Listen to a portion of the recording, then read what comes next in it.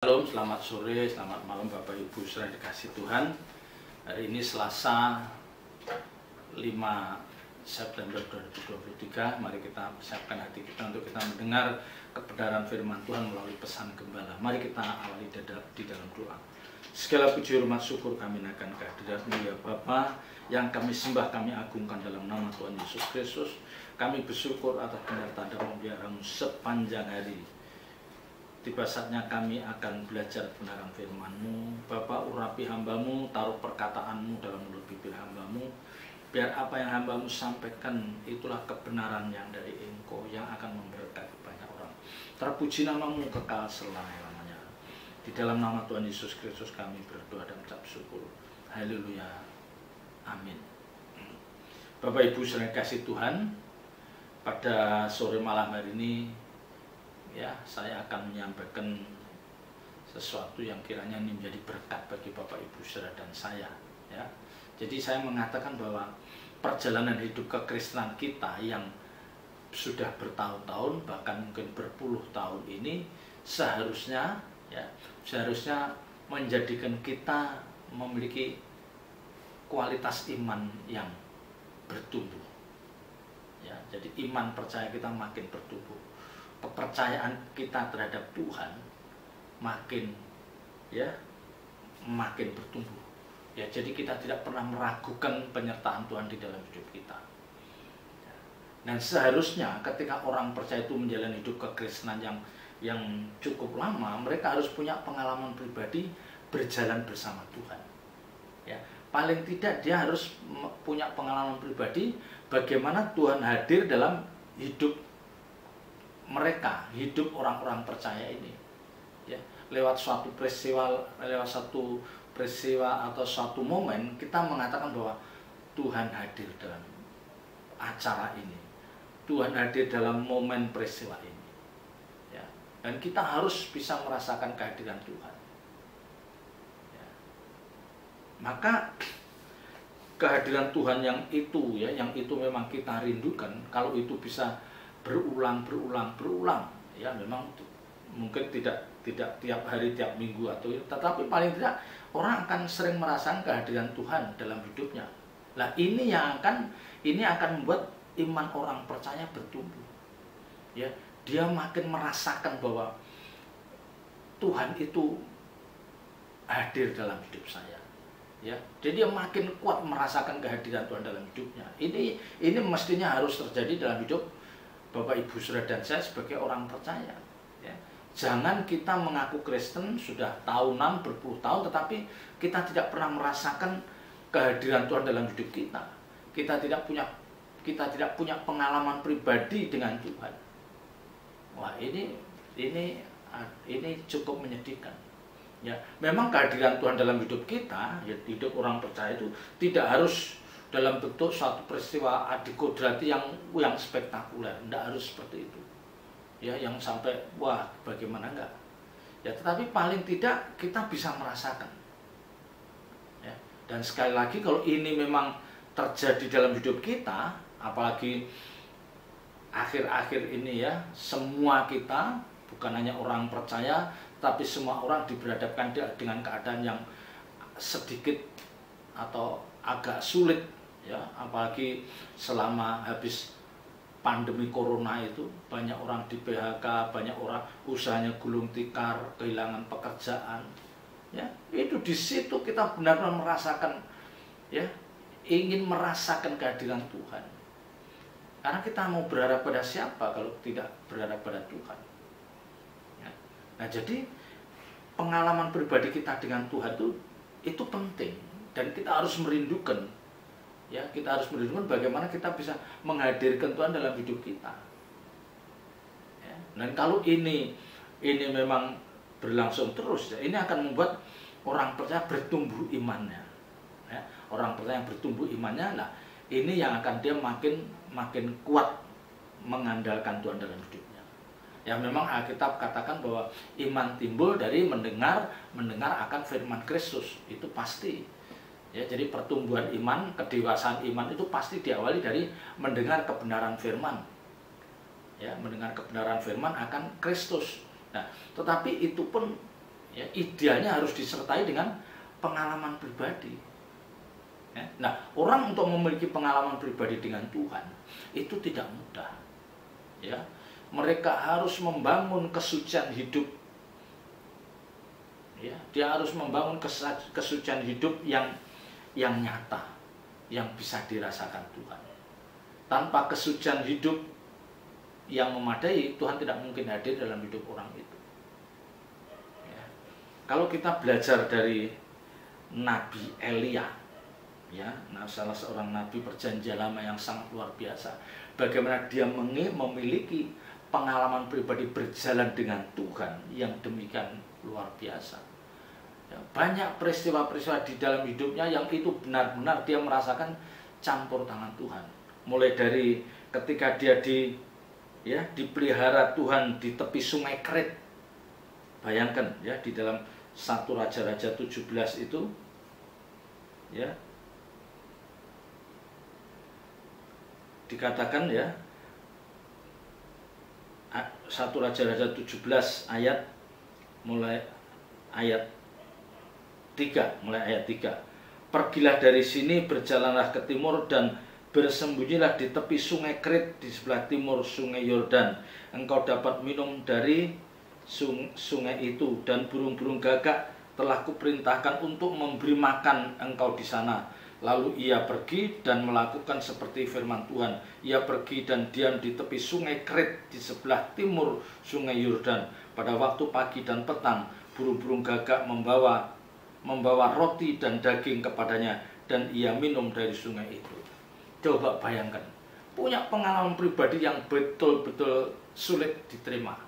Ya, secara akal sehat, bagaimana burung gagak itu benar-benar dipakai Tuhan untuk memelihara hidup Elia sepanjang dia ada di sungai Krit itu.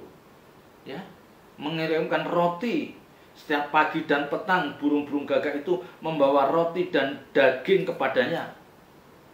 Ya, coba kalau kita lihat, kita bisa membayangkan, tidak ada yang mustahil bagi Tuhan untuk melakukan sesuatu kalau itu memang untuk kelangsungan hidup umat yang dikasih, untuk mencukupkan orang yang dia kasih, dalam hal ini Nabi Elia.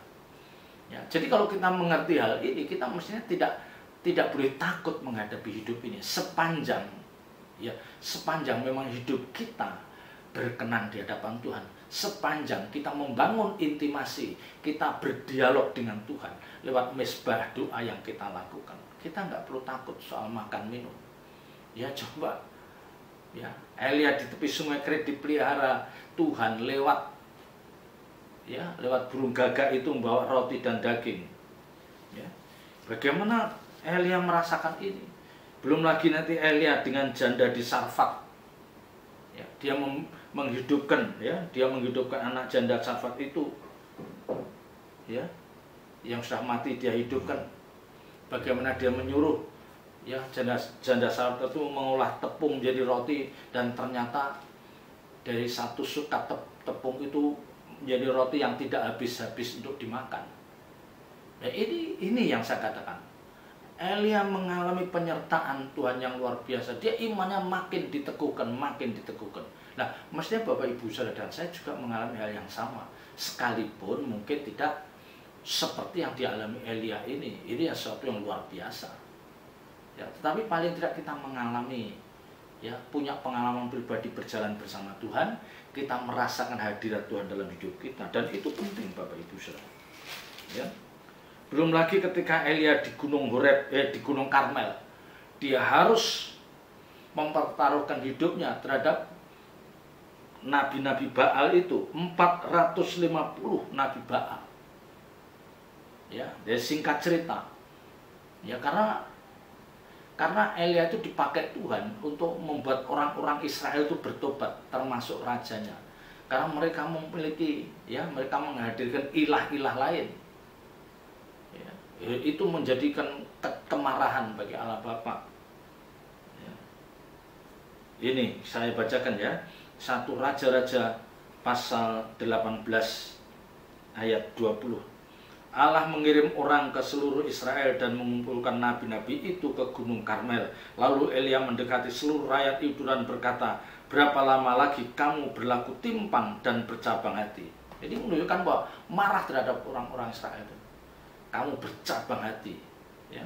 Bagaimana kamu melihat Elohim Yahweh menyertai perjalanan orang Israel keluar dari Mesir, ya, dengan mujizat-mujizat yang seperti itu, membelah sungai Kolsom. Ya, itu semua kan wujud penyertaan Tuhan yang mestinya tidak boleh mereka ragukan, harus percaya bahwa Allah Elohim Yahweh menyertai hidup mereka. Tetapi kenyataan dalam perjalanan waktu, orang-orang Israel yang tegar tengkuk itu bandel, tetap menghadirkan ilah-ilah lain. Ya, katakan, lalu Elia mendekati, ya, berapa lama lagi, ya, ayat 21, lalu Elia mendekati seluruh rakyat itu dan berkata, berapa lama lagi kamu berlaku timpang dan bercabang hati? Kalau Tuhan itu Allah, ikutlah dia. Dan kalau Baal, ikutlah dia. Tetapi rakyat itu tidak menjawabnya sepatah kata pun. Lalu Elia berkata kepada rakyat itu, hanya aku seorang diri yang tinggal sebagai nabi Tuhan. Padahal nabi-nabi Baal itu ada 450 orang banyaknya. Ya. Akhirnya apa? Elia menyuruh membuat parit. Ya, lembu dipotong-potong, ya, ditaruh di atas parit yang dipenuhi air. 450 nabi itu suruh memanggil Allahnya. Kalau memang Allahnya berkuasa, dia akan bisa, ya, menurunkan api dan membakar korban itu. Ya, tetapi ternyata, ya, dalam cerita ini 450 nabi itu tidak mampu, tidak bisa menurunkan. Dan Elia berdoa kepada Tuhan. Ya. Dikatakan, ya, kemudian Elia mengambil 12 batu menurut jumlah suku keturunan Yakub.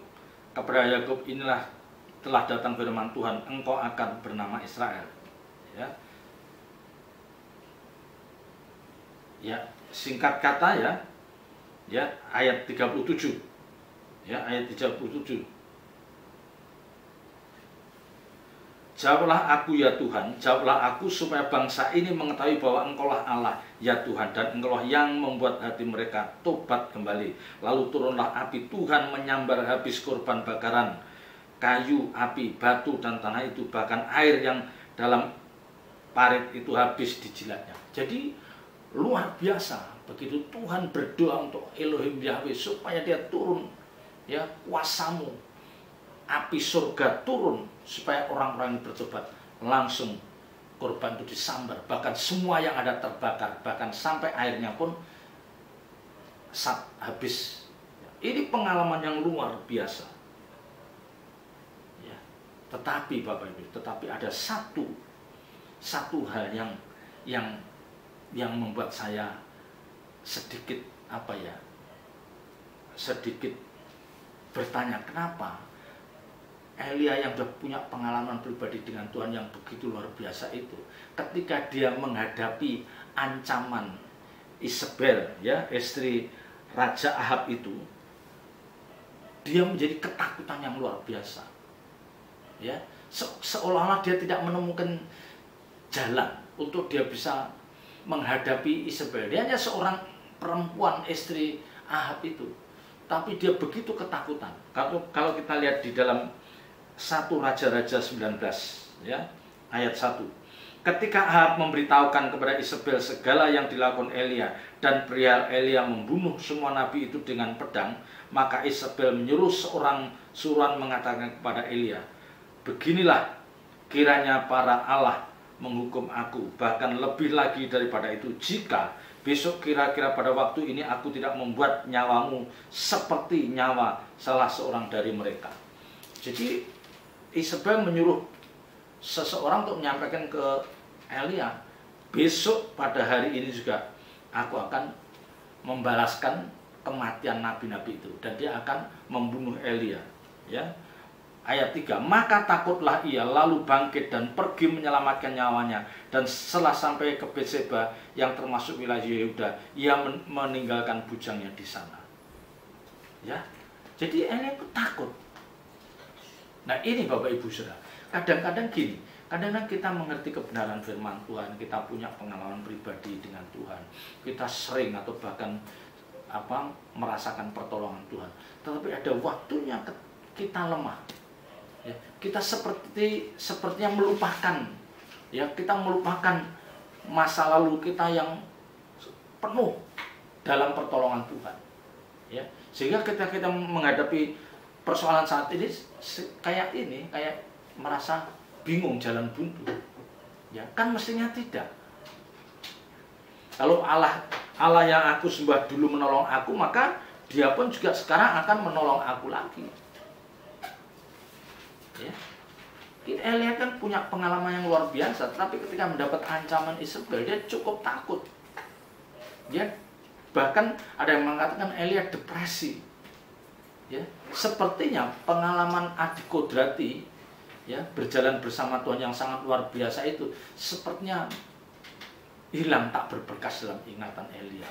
Nah, ini yang menyedihkan. Nah, ini Bapak Ibu Saudara.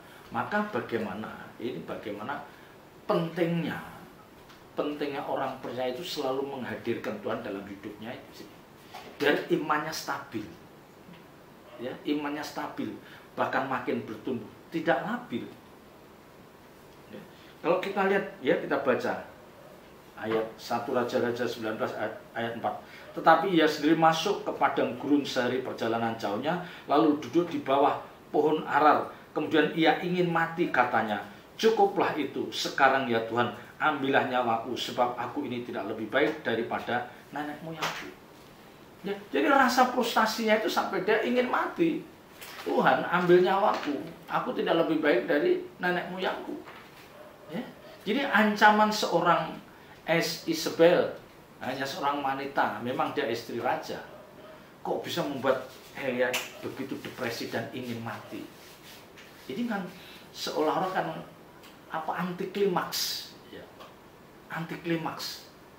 Nah, ini Bapak Ibu Saudara, ini juga bisa terjadi pada hidup Bapak Ibu Saudara dan saya. Ya. Ada kita mendengar, oh dulu dia hamba Tuhan, dipakai Tuhan luar biasa. Wah, dipakai Tuhan luar biasa, baik dalam menyampaikan kebenaran firman Tuhan, dalam dia mengadakan KKR, dalam mengadakan seminar. Tapi sekonyong-konyong berjalannya waktu, hamba Tuhan ini hilang, lenyap. Ya, belum dipanggil Tuhan, masih ada, tetapi sudah tidak ada. Kita tidak pernah dengar pelayanan yang dulu seperti itu, tidak pernah dengar lagi. Nah, ini pasti ada sesuatu yang terjadi dalam hidup orang itu. Ya, maka Bapak Ibu Saudara dan saya, kita tidak boleh jumawa, kita tidak boleh terlalu over confidence, yakin, tanpa kita melandasi, ya, dengan kebenaran firman yang cukup, tanpa kita memperkaya nutrisi jiwa yang adalah kebenaran firman dengan cukup, kita bisa jatuh. Ya. Kita bisa jatuh. Ya, ini yang membahayakan. Makanya persekutuan dengan Tuhan itu tidak bisa bolong-bolong, tidak bisa. Wah, hari ini sebulan ini dia begitu semangat bergairah, doa, puasa, wah, dengar firman, nanti seminggu 2 minggu hilang. Nggak bisa seperti itu. Ya, nggak bisa seperti itu. Karena pencobaan itu bisa datang kapan saja. Bisa datang kapan saja, dan Bapak Ibu Saudara dan saya harus sangat siap untuk hal ini. Nah, ini Bapak Ibu saya yang saya cukup heran. Kenapa Elia sampai begitunya? Ya, cukuplah itu, dikatakan tadi ayat 4. Kemudian ia ingin mati, katanya, cukuplah itu. Sekarang ya Tuhan, ambillah nyawaku, sebab aku ini tidak lebih baik daripada nenek moyangku. Sudah itu ia berbaring dan tidur di bawah pohon arar. Tetapi tiba-tiba seorang malaikat menyentuh dia serta berkata kepadanya, bangunlah, makanlah. Ya, akhirnya Tuhan tidak mengindahkan, ya, keinginan Elia untuk segera mati itu, karena Tuhan merasa bahwa Elia masih akan dipakai Tuhan lagi. Ya, dia sebagaimana malaikat itu menyediakan makanan minumnya di sampingnya. Ya, malaikat itu datang kedua kalinya. Jadi ini Bapak Ibu Saudara, Tuhan sangat mengasihi kehidupan orang percaya. Ya, sekalipun kita sudah dalam keadaan putus asa, frustasi, ya kita mungkin udah nggak bergairah, tetapi Tuhan tetap memperhatikan hidup kita. Ya, kita tetap dicukupkan secara jasmani, ada makanan, ya kita tidak kekurangan. Ya. Nah, ini Bapak Ibu Saudara, pelajaran yang penting bagi Bapak Ibu Saudara dan saya adalah ada saatnya Tuhan bawa kita ke puncak, naik, ya, naik ke tingkat yang lebih tinggi. Baik itu dalam bidang spiritual, ya spiritual, maupun dalam bidang duniawi atau prestasi sekuler, ya. Tetapi ingat Bapak Ibu Saudara, tetapi ingat, ada keadaan yang, ada kemungkinan kita di bawah Tuhan masuk dalam keadaan yang lebih berat. Tetapi yang Tuhan inginkan apa? Kamu tetaplah percaya, mempercayai aku sepenuhnya. Ya, selama kamu tidak meninggalkan persekutuan dengan aku, ya pasti Tuhan ngomong gitu, kamu akan aman-aman saja. Nah ini yang menjadi pertanyaan, yang menjadi pertanyaan, apakah kira-kira Elia itu persekutuannya dengan Allah itu renggang? Ya, jadi setelah dia dengan nabi-nabi Baal itu mengalahkan nabi-nabi Baal itu, apa ada satu jeda, ada satu masa di mana dia sama sekali tidak berhubungan, tidak berinteraksi dengan Allah, dengan Elohim Yahweh. Nah, ini yang mesti yang patut kita pertanyakan. Ya, mestinya kalau dia tetap membangun persekutuan dan dia bisa menghadirkan Tuhan dalam hidupnya, dia tidak perlu mengalami depresi, frustasi seperti itu. Ingin mati rasanya, itu kan aneh. Ya, ketika dia diperhadapkan dengan 450 nabi Baal, dia dengan gagah berani, dia berani mempertaruhkan, ya, mempertaruhkan hidupnya di hadapan orang itu, dan dia benar-benar bisa menghadirkan kuasa Allah. Ya, tetapi kenapa hanya diancam seorang perempuan saja, dia seperti frustasi, depresi, dan ingin mengakhiri hidupnya. Ya, ini kadang-kadang, ya kadang-kadang apa, kita itu kuat dalam satu sisi, tapi dalam satu sisi kita bisa lemah. Ya, itu olehnya biarlah kita terus membangun intimasi dengan Tuhan. Kita berusaha menghadirkan Tuhan dalam hidup kita. Kita ingin terus memiliki pengalaman pribadi dengan Tuhan. Kita ingin terus berjalan bersama Tuhan. Ya, memang itu tidak mudah, tetapi yakin dan percayalah, kalau kita punya kerinduan yang kuat, pasti Tuhan akan menjawab semua itu. Ya, jadi ini pelajaran yang baik. Siapapun kita bisa lemah. Ya, yang dulu pernah dipakai Tuhan, tahu-tahu dia lemah, dia frustasi, dia bisa depresi. Ya, sepertinya sudah pengalaman pribadi dengan Tuhan itu seperti tidak berbekas kayak Elia ini. Ya, padahal dia dipakai Tuhan luar biasa. Nah, ini yang ditakutkan ketika orang itu jauh dari Tuhan. Ya, maka dia seringkali mulai tidak mempercayai Tuhan. Ya, jangan sampai terjadi dalam hidup Bapak Ibu Saudara dan saya. Bagaimanapun juga kita harus tetap mempercayakan bahwa Tuhan menyertai perjalanan hidup kita. Tuhan senantiasa hadir dalam hidup Bapak Ibu Saudara dan saya selama kita memang menanti kehadirannya. Ya, selama kita membangun intimasi, ya, kita memperlakukan dia, kita menghormati dia, memperlakukan dia dengan benar. Ya, dan kita mengerti bahwa dialah harta satu-satunya yang berharga bagi hidup kita, maka Tuhan akan menyertai perjalanan hidup kita. Jangan pernah frustasi, jangan pernah depresi, ya, ketika kita menghadapi persoalan hidup ini. Yakin dan percayalah, Tuhan yang dulu pernah menolong kita, Dia akan menolong kita sampai kita menutup mata. Ya, jadi pengalaman pribadi bersama Tuhan itu harus tetap kita pegang, dan kita yakin bahwa Tuhan tetap menyertai perjalanan hidup Bapak Ibu Saudara dan saya. Ya, mari melayani Tuhan dengan roh kita yang terus menyala-nyala. Ya, selamat berjuang, Tuhan Yesus memberkati. Mari kita berdoa. Bapa di surga, hamba-Mu telah menyampaikan dalam firman-Mu, meteraikan firman dalam setiap hati kami, dan ajar kami melakukannya. Di dalam nama Tuhan Yesus Kristus kami berdoa, ucap syukur, haleluya, amin.